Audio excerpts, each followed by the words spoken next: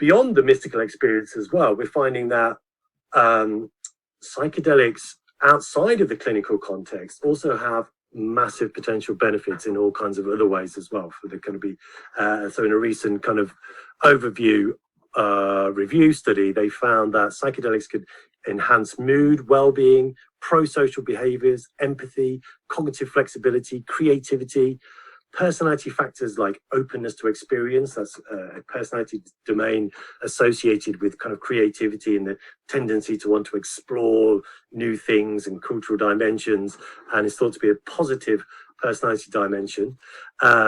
Increase in value orientations, enhanced nature relatedness and biophilia, I'll come back to that, increased spirituality, self-transcendence and mindfulness related capacities. So even beyond the clinical uses of these substances, these the use of altered states and psychedelics have potential benefits in all kinds of ways in just, you know, making people more pro-social, more engaged, more connected, more community minded, more aware, and so on and so forth.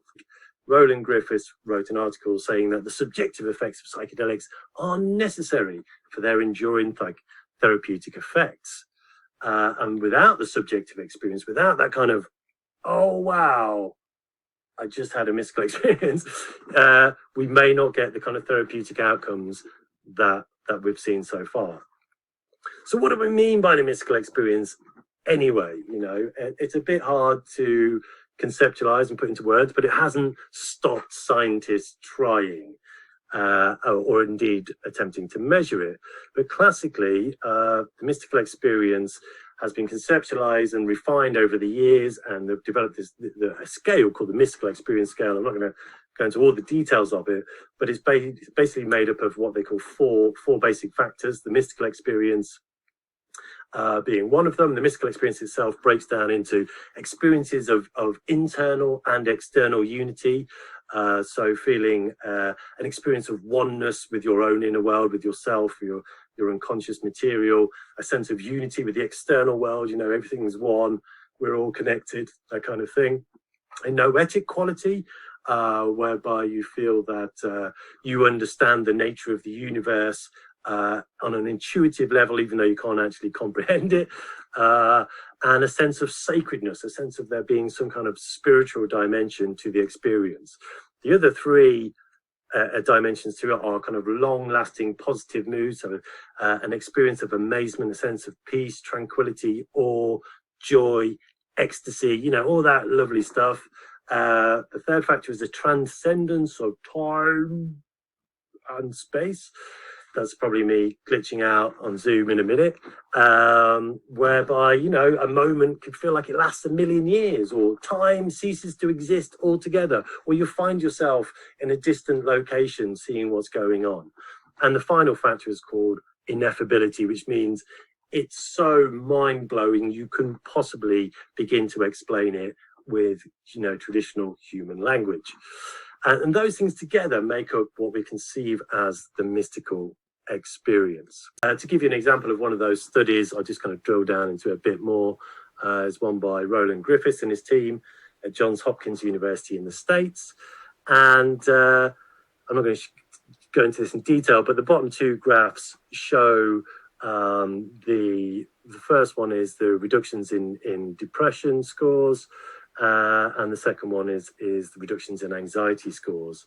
And so they found that at 5 weeks, something like 80% had reductions in depression, and that actually went up slightly when they did a 6-month follow-up, and similar effects with anxiety, but a bit less so. So this is kind of massively successful. If, you know, 80% of your treatment group have a response to one treatment, i.e. one high dose of psilocybin with some psychotherapy. And if you think about relative to SSRIs, this effect is massive. Now, the interesting point here for me as a transpersonal psychologist is that when they looked at what they called the mystical experiences, so those people who had a kind of spiritual-like experience, a transpersonal experience where they felt they went beyond their own ego identity and encountered something greater than themselves, we found that those scores, because scientists love to measure these kind of things, they measured the person's intensity of their mystical experience, and they found it related to their reductions in depression and anxiety. So much so that in another study looking at end-of-life cancer and the use of psilocybin, found the same thing, and they did some nice analysis on it, and they found that the mystical experience itself was a mediating factor in the clinical outcomes, in reducing anxiety and depression. That is, that the psychological component of the experience, not necessarily just the drug itself, but the kind of psychological experience that people had, determined whether or not they were going to have reductions in their anxiety and depression. In this case, the mystical experience, which is very much a transpersonal concept and a kind of exceptional experience. Now, but it wasn't just with the depression, anxiety, or with end-of-life cancer patients. There was a preliminary study done, which I've already talked about, treating tobacco addiction. And they also found the same thing, quite a strong correlation in this respect, in mystical experience scores in relationship to reductions in craving for tobacco. And in this study, it was extremely successful, as I should say. 2/3 of people who gave up a year later after one dose of psilocybin. And there's a recent study just came out this last year, the first clinical controlled trial looking at major depressive disorder. And again, they found the same thing. They found a really high response rate to the psilocybin treatment. Psilocybin, of course, being the active ingredient in magic mushrooms, if I haven't already said that. And they found that 71% of them had a clinical response. They had reductions in their depression. And that, again, was correlated with their mystical experience score. So those people that had a mystical experience more likely to have better outcomes. Just to put that into perspective, I've just knocked together this lovely little table. And you can see here that the kind of the strength at which the mystical experience relates to the clinical outcomes going down the scale of the different studies. So it seems the mystical experience is most prominent in the efficacy of psychedelics for addiction studies, particularly psilocybin. These are the only ones we know so far which have used mystical experiences and indices in clinical trials. Very strong relationships to clinical outcomes with addiction treatment, but also fairly, kind of moderate to strong effects as well, relationships with treatment for depression, anxiety, and end-of-life studies, and even in major depressive disorder.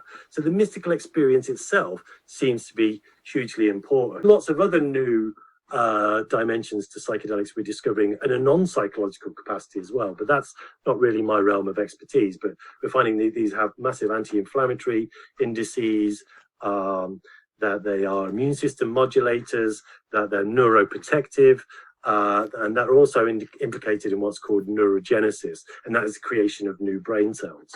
So one of the areas I've become interested in, with I've kind of cheekily called eco-psychogenesis, is the enhancement of ecological consciousness through the use of psychedelics.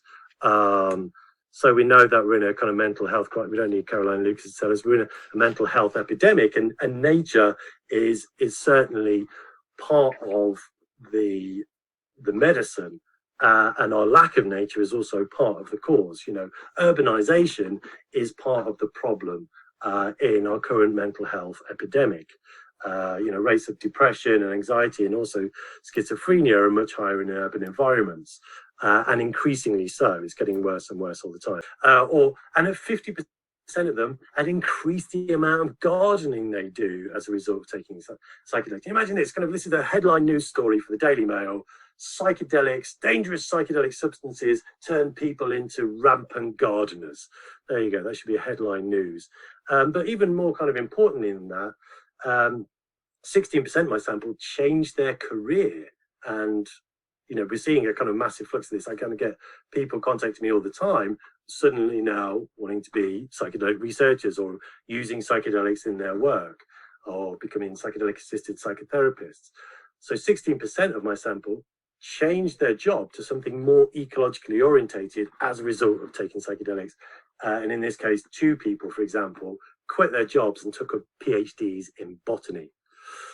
And so in a follow-up survey, we looked into this a bit more, looked at people's verbal responses that they'd written, and we found that in most cases, psychedelics had basically been an amplifier of people's underlying connection with nature. But about a third of the people, to them, this was something completely new.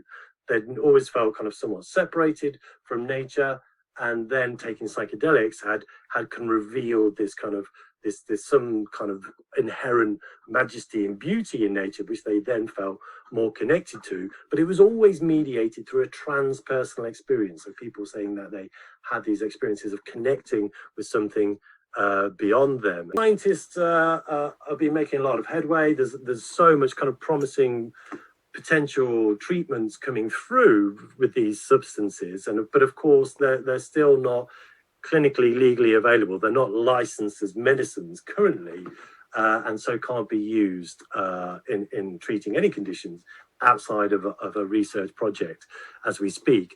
Nevertheless, scientists got together and they've been urging their governments to try and reschedule these substances, at least for research purposes. So initially, so it doesn't hinder the clinical research that's going on.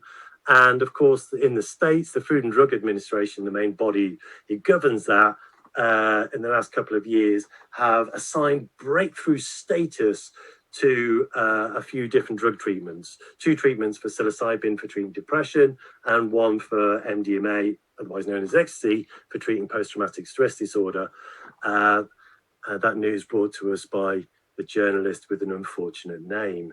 I'll let you work that one out. We won't dwell on that. So what breakthrough status means from the FDA is that instead of these substances taking maybe 20 years to go through all the kind of bureaucratic and scientific kind of processes to become medicines and be able to get prescribed for treatments, is it means it's shortened that timescale down to about 3 years.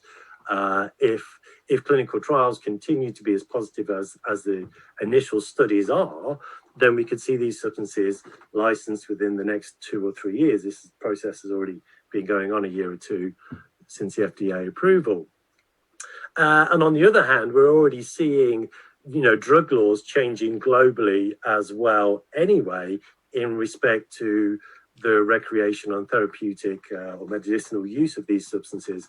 One of the other headlines from the election in the States last year that you may have missed was that they've decriminalized the use of psychedelics in Washington, D.C., probably why we have kind of shamans storming the Capitol building. That's another story.